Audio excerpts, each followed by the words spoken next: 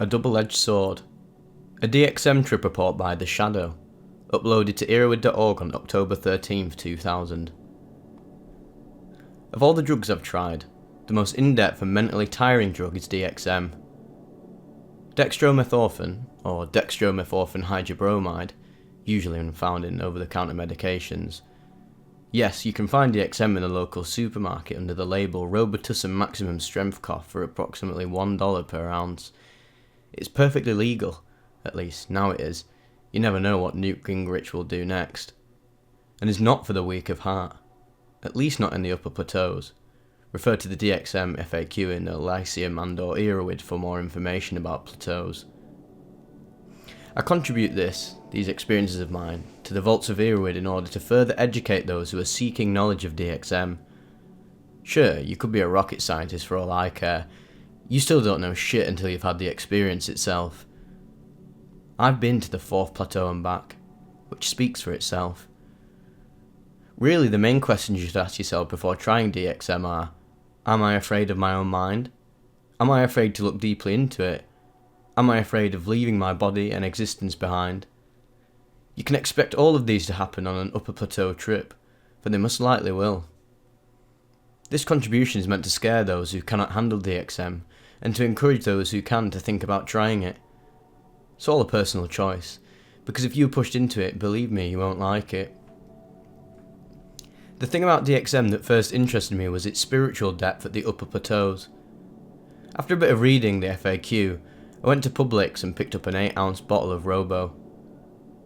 Throughout the week after, I experimented with 2 Plateau 1 trips and 1 Plateau 2 trips. I thought just then that I knew exactly what would happen at the high 3rd plateau, but I was completely wrong. After about another week, my friend and I got together and bought 2 8-ounce bottles and quickly arrived back at his house. We saluted each other, then clinked the bottles together and pointed the bottoms up as we guzzled it down. It took about 10 minutes to slowly finish each bottle with the least amount of nausea possible.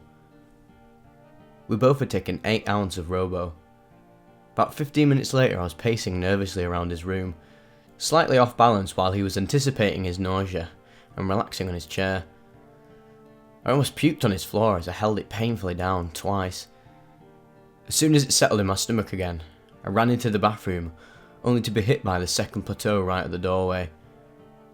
I didn't know what was happening as I leaned into the bathroom, staring at the floor, but the puke that I saw directly below me answered my question. I had to clean it up later. I slowly but surely stepped over the puke and sat down on his bathtub next to his toilet, and forced myself to puke once again. With that, I sat there for what seemed like 10 years. After about 15 minutes, or 2 years, I saw my friend run by the bathroom into the other bathroom and heard him puking into the toilet. He had his coming as well. After that, he went into his room again and started playing nitrous oxide on his PlayStation. The next string of events seemed like only a novel could explain them, but I have trouble finding the right words to remember them by. After a short while later, the 3rd plateau snuck up on me and grabbed me by the balls. I sat there as my body went almost completely numb, and my mind drew a complete blank. All sensory input was diminished, as I could only help but pay attention to nothing. I had the constant idea of my imminent death, but I did not fear it. It was simply a fact in my head. I could not feel fear, only sorrow. But the sorrow quickly diminished as the 4th plateau began to roll in. It most surely shouldn't have rolled in, according to my weight or dosage calculations, but it did for whatever reason. I had even checked and identified most symptoms of the 4th plateau from William White's excellent DXM FAQ. I had complete amnesia for an hour. I forgot who I was, where I was, why I was there, or why I was alive. There must have been some reason for my life. It was on the tip of my tongue, but I had no idea whatsoever. The sense of sorrow quickly diminished as if I was a broken robot waiting for its dismantlement. No emotion, just complete apathy. A sense that I had never before had. I looked into the mirror while my vision was working every now and then and wondered who that face belonged to, because it was so familiar. At times my friend would stumble by the bathroom to check on me, because he knew there were razors and the like in there. Even if I wanted to use them, I couldn't summon the willpower to move my arm. Don't know how I kept my balance on the side of the tub, nor how I answered my friend when my mouth wouldn't move, but he seemed to be satisfied. What was even more interesting were the short periods of time, felt like 2 minutes each, where I would float over my own body, in the top corner of the roof, and watching my body stare at the wall as my friend would try to talk to me. He would give up, then come back 10 minutes later and try again in vain. Once the knowledge of who I was returned to me in a gust of cold wind, I looked up with double vision to see two of my friends standing there trying to talk to me. I had to focus on my hearing to understand what he said. He wanted me to go into the other room with him and watch some TV and look out the window. I agreed, only because he had a garbage bag with him just in case I had to vomit again, because I told him that I couldn't feel any of my body, so I couldn't know if my stomach was upset or not. It took an eternity, and no time at the same time to speak. I couldn't tell. So, with my eyes plastered open as if I had drank 25 cups of coffee, as it makes you, I took giant balanced steps out of the bathroom into his room, being ever so careful to lean against things so I wouldn't fall down the stairs. Once I arrived in his room, I wondered how I got there. I was supposed to be in the bathroom. Could I have walked into his room and not remembered it 2 seconds later? I sat down very slowly and placed the garbage bag under my head in case.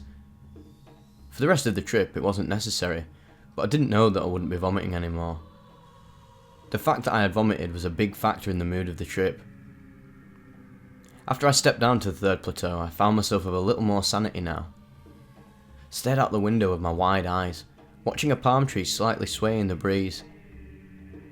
I still had the double vision, so it was hard to focus on anything, but easy to focus on nothing and everything at the same time. After I plummeted down to the second plateau, we went to another friend's house. We described what happened to him and he was eager to try it, despite my warnings. He never told me what happened to him, but he's been doing it ever since. As I sobered up, I was left with a ray of hope for myself. The fact that I was alive. It was a sort of challenge. My halfway insane mind had lost the battle against itself, but not the war. It took about half a year for me to gather up enough courage to try it once again. This time, it was another one of my friends who had never tried it before and me. We hunted around supermarkets around 11 PM, trying to find a way to turn $11.06 into 16 ounce of Robo. It involved a lot of careful planning and some shoplifting, but we did do it. We dosed at about 12:45 AM that night. It was a night that I will never forget. It was the night that I overcame my own mind. I had won the battle. About 1:15 my friend vomited violently and commented, "I feel like shit." I had advised him to sit over his bucket and try to calm down, but it didn't work. I, however, had the mental control that night to keep myself from vomiting. There were times that I thought I was going to vomit, but I was gladly mistaken and nothing came out. I eased myself into the journey. I forget the transition from the second plateau to the third, but it clearly happened. I looked down at my watch at what seemed 2 minutes later and it was now 2:30 AM. At this point I was almost there. I had a panic attack, even though I didn't know it. My heart just started pounding violently and I started to sweat. Even though I was completely calm, I think it was my brain trying to tell me that there was something wrong, like I didn't know it. It elapsed after about 30 seconds of pounding, and then my trip took off. As I reached high third plateau, I no longer saw through my eyes. Whether they were open or closed, I didn't know. I'm still trying to sort out what happened that night. I can't remember much, only vague details. I'd found myself back in the place that I was in 6 months before. I was deep inside myself, taking a stroll through my own consciousness. Occasionally, something loud enough would snap me back into a semi-dazed reality. Mostly my friend tossing and turning on his bed, trying desperately to go to sleep. I wanted so badly to try and comfort him, but my mouth couldn't form the words. As I was enveloped in the swirling stream of thoughts and memories intertwined, I felt as if I was a boat. I struggled to steer myself through them using the right route, only to find myself back in my old situation. Will I die? Will I be a vegetable? Obviously no, because DXM didn't do that to people, at least not that kind of dosage. But my drug-induced mind was still wondering. At that moment, I used my strength and knowledge and looked to God for guidance. I felt as though I had a connection with God, one that I had never had before. Imagine the numbers 1 through 10. 1 being no DXM at all, and 10 being a fatal overdose of DXM. All numbers greater than 1 bring you that much closer to death, and in that, bring you that much closer to God. The upper plateaus are most definitely meant for spirituality. I was being cradled by God as He protected me from myself. I was comforted, more than I ever had been before. If I could cry that night, I would have just then. I was continually searching through my mind, trying to reorganise it to help me understand the answers better. It was like hypnosis, and it was beautiful in a way. Saw anything and everything. I was the master and the slave of the universe, and I would give almost anything to remember what I had done to myself that night. My thoughts, my personality, my general ego had changed somewhat since that night for the better. I wish I knew exactly what I did to change myself. All I know was that it was definitely worth it. After all that had happened, I looked at my watch and noticed that it was 2:40. After another 10 years of swimming through my mind, my watch read 2:50. And after 2:50, I just stopped looking at my watch until I had lowered to the second plateau. I couldn't look at my watch anyways, because I had double vision after I had returned to reality on the third. I couldn't focus in on anything at all. As I said, I forget much of what happened. Somewhere between the second and first plateaus of coming down, my friend and I had a few short, numb conversations. It turned out that he thought he was going to die, like I did at first. He had the same terrible first trip that I had, and has told me that he didn't want to do it again. I really don't know what to expect, whether or not he will try it again. The effects vary from mind to mind, and DXM is definitely not for everyone. You have to be strong-minded and sane, or you might end up a loony at the state mental institution. I saw it as one of the possibilities, one of the routes that my boat could take, that I could have made. Complete insanity. It had its benefits and was slightly tempting, but I had plans for my life. I still have plans for my life. I have enrolled myself in a private college, finally, to get an associate degrees in computer applications.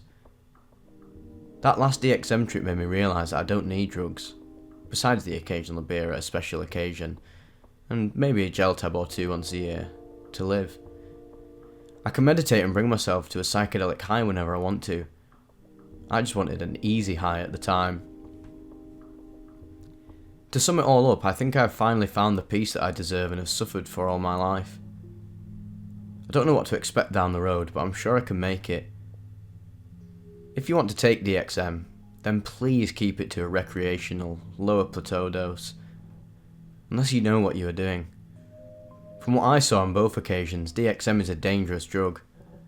With DXM, you can rearrange your consciousness, whether you know it or not, or whether you know how to or not. Good luck everyone, and God bless.